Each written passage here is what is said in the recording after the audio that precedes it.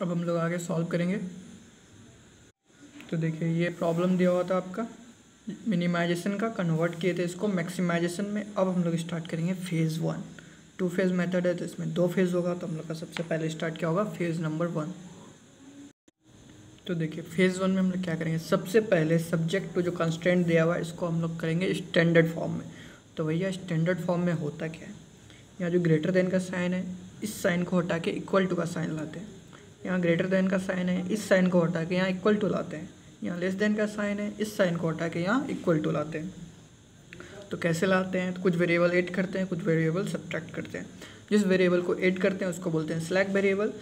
तो जैसे कि यहाँ पे ऐड होगा तो उसको बोलेंगे स्लैक, जहाँ पे सब्ट्रैक्ट होता है उसको बोलते हैं सरप्लस वेरिएबल। क्या, कैसे, देखिए आगे। तो जैसे कि पहला कंस्ट्रेंट था आपका, कौन सा साइन है आपका, यहाँ पे देखिए ग्रेटर देन साइन है और इसको क्या करना है, इक्वल टू का साइन लाना है, ठीक है।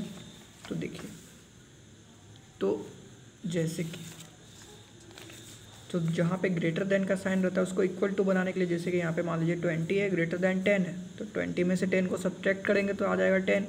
तो वही काम यहाँ भी करेंगे, इस वेरिएबल में एक वेरिएबल को सब्ट्रैक्ट करेंगे, कोई भी वेरिएबल। तो मान लीजिए पहला वेरिएबल सब्ट्रैक्ट कर रहे हैं, इसलिए इसका नाम दे देते हैं हम लोग क्या, S1। अब S1 क्यों, देखिए जो सब्ट्रैक्ट करते हैं उसको बोलते हैं हम लोग सरप्लस वेरिएबल। तो सरप्लस के लिए पहला लेटर S, तो S1 दे दिए हम लोग सिंबल के तौर पे। अब देखिए उसी तरीके से, अब देखिए यहाँ पे देखिए इसका कोफिशिएंट कितना है 1, यहाँ पे कोफिशिएंट कितना है 2। तो यहाँ पे एक आर्टिफिशियल वेरिएबल ऐड होगा कि नहीं, ये कैसे डिसाइड होता है। यहाँ पे देखिए अगर किसी का कोफिशिएंट 1 है, यहाँ पे देखिए 1 है, और यहाँ टोटल इक्वेशन कितना है 3। तो देखिए जो भी बेसिक फिजिबल बेसिक वेरिएबल होता है वो यूनिट मैट्रिक्स बनाता है। जैसे कि मान लीजिए कि आप सोच रहे होंगे तो बेसिक वेरिएबल बनाता कौन है, तो जिसका कोफिशिएंट 1 रहता है वो बनाता है बेसिक वेरिएबल, लेकिन कुछ शर्त है कि वो यूनिट मैट्रिक्स का फॉर्म बनाना चाहिए। तो जैसे कि आप x1 को मान लेते हैं कि शायद आपके दिमाग में आया, शायद x1 जो है वो क्या है कि बेसिक वेरिएबल का काम कर सकता है। तो x1 जो है यूनिट मैट्रिक्स बनाना चाहिए, तो 3 ऑर्डर का यूनिट मैट्रिक्स बनाएगा तो x1 का कॉलम कैसा होना चाहिए, 1 0 0, ठीक है। तो लेकिन यहाँ पे देखिए अगर यहाँ से x1 बेसिक वेरिएबल का काम करेगा तो x1 का कोफिशिएंट यहाँ पे 1 है, लेकिन इसका कोफिशिएंट बाकी वेरिएबल्स में 0 नहीं है, तो x1 बेसिक वेरिएबल का काम नहीं करेगा। तो यहाँ पे कोई बेसिक वेरिएबल आपको नहीं मिल रहा, इसलिए यहाँ पे एक आर्टिफिशियल वेरिएबल ऐड हुआ। तो पहला आर्टिफिशियल वेरिएबल ऐड होगा तो यहाँ पे होता है क्या, प्लस A1 नाम दे दिए उसको, मतलब। तो देखिए कहने का मतलब है कि अगर ग्रेटर दैन इक्वल टू का जहाँ पे साइन रहता है वहाँ पे एक वेरिएबल को हम लोग सब्ट्रैक्ट करते हैं और एक आर्टिफिशियल वेरिएबल को ऐड करते हैं।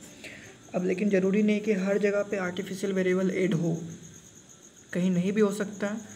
कहाँ नहीं होगा, जहाँ पे कोई बेसिक वेरिएबल अगर मिल जाता है तो। अब देखिए आगे दूसरा कंस्ट्रेंट, ग्रेटर देन का साइन है तो यहाँ भी एक वेरिएबल सब्ट्रैक्ट करेंगे और एक वेरिएबल ऐड करेंगे।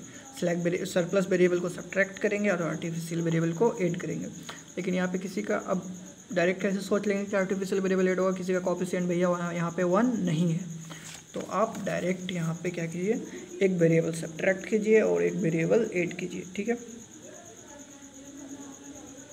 अब देखिए ये तीसरा वाला में क्या है आपका, लेस दैन का साइन है। तो लेस दैन का साइन है तो इसमें हम लोग ऐड करते हैं, ऐड करेंगे तब वो 60 के इक्वल हो सकता है। तो एक वेरिएबल ऐड करेंगे, उसको हम लोग बोलते हैं स्लैक वेरिएबल। तो इसका सिंबल, अब देखिए 2 सिंबल यूज हो चुका है, तीसरा सिंबल के लिए हम लोग क्या ले लेंगे, S3 नाम ले लेंगे। और जहाँ पे ऐड करते हैं वहाँ पे कोई वेरिएबल आर्टिफिशियल वेरिएबल ऐड नहीं करते हैं। क्यों, क्योंकि यहाँ पे देखिए ये माइनस का साइन था तो -1 जो है वो आपका, इसका कोफिशिएंट S1 का कितना हुआ, -1, और जिसका कोफिशिएंट -1 होता है वो आपका बेसिक वेरिएबल का काम नहीं करता है। सवाल उठता है क्यों नहीं काम करता है। तो देखिए अगर S1 या S2 ये अगर बेसिक वेरिएबल का काम करता है तो इसे S1 S2 को छोड़कर बाकी सारे वैल्यूज़ को 0 पुट करना होता है। तो इसको 0 पुट कीजिएगा तो S1 का वैल्यू कितना आ जाता है आपका, -8। लेकिन यहाँ पे क्या, सारा वेरिएबल्स कितना होना चाहिए, ग्रेटर दैन इक्वल टू 0 होना चाहिए, तो -8 वाला वैल्यू नहीं चलेगा आपका। तो S1 जो है आपका बेसिक वेरिएबल का काम नहीं करेगा, इसलिए आर्टिफिशियल वेरिएबल यहाँ पे ऐड किया जाता है। तो यहाँ पे देखिए यहाँ पे S3 बेसिक वेरिएबल का काम करेगा, क्यों, S3 कहीं पे है नहीं, तो इसका कोफिशिएंट कितना होगा, 0 0 1, S3 इसमें है नहीं, तो देखिए उसके बाद S3 का वैल्यू देखिए, इस दोनों का 0 पुट कीजिएगा तो S3 का वैल्यू कितना है 60, तो S3 जो है बेसिक वेरिएबल का काम कर सकता है। तो ये था कन्वर्ट के थे स्टैंडर्ड फॉर्म में, लेकिन ये पूरा स्टैंडर्ड फॉर्म में हुआ नहीं। तो जैसे कि जितना वेरिएबल्स है, कितना वेरिएबल्स है x1 x2 s1 s2 s3 a1 a2, इस सारे वेरिएबल जो है सारे इक्वेशन में प्रेजेंट होना चाहिए। सारे इक्वेशन में प्रेजेंट होना चाहिए कहने का मतलब कि जैसे कि इसमें s2 नहीं है तो इसका कोफिशिएंट s2 लिखेंगे और उसका कोफिशिएंट कितना कर देंगे 0, ठीक है। सबसे पहले हम लोग क्या किए, कन्वर्ट कर दिए कंस्ट्रेंट को स्टैंडर्ड फॉर्म में। तो अब देखिए फाइनली इसको बढ़िया से लिखेंगे हम लोग। अब हमारा काम क्या होता है, जैसे कि आप इसको कन्वर्ट कर लिए स्टैंडर्ड फॉर्म में, तो इसको स्टैंडर्ड फॉर्म में लिखिए। ये पूरा स्टैंडर्ड फॉर्म में हुआ नहीं, ठीक है। कि स्टैंडर्ड फॉर्म में आपका ये हुआ, तो देखिए यहाँ पे कैसे ये हुआ, जैसे कि सारा वेरिएबल सारे इक्वेशन में प्रेजेंट होना चाहिए। तो जो नहीं है उसका कोफिशिएंट 0, जैसे कि इसमें देखिए s1 a1 x1 x2 को छोड़ के कोई वेरिएबल नहीं है, तो s2 भी नहीं था, s3 भी नहीं था, a2 भी नहीं था, तो इसका कोफिशिएंट क्या कर दिया 0। इसी तरीके से सब में वैसा ही कर देंगे, जो नहीं है उसका कोफिशिएंट 0। अब देखिए उसके बाद हम लोग क्या करते हैं, एक ऑक्सिलरी ऑब्जेक्टिव फंक्शन डिफाइन करते हैं, जिसको आर्टिफिशियल ऑब्जेक्टिव फंक्शन भी कहा जाता है या न्यू ऑब्जेक्टिव फंक्शन भी बोल सकते हैं। तो देखिए एक नया ऑब्जेक्टिव फंक्शन डिफाइन करते हैं, तो नया सिंबल यूज कर लिए हम लोग क्या W। तो देखिए अब क्या करते हैं हम लोग, ये ऑक्सिलरी ऑब्जेक्टिव फंक्शन हम लोग लिखेंगे कैसे।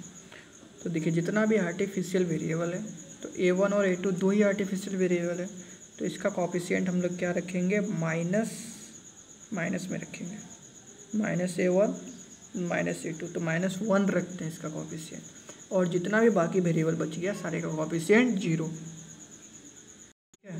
तो आपका ऑक्सिलरी ऑब्जेक्टिव फंक्शन तैयार हो गया, जिसमें कि सिर्फ आर्टिफिशियल वेरिएबल का कोफिशिएंट -1 होना चाहिए और बाकी सारा कोफिशिएंट 0।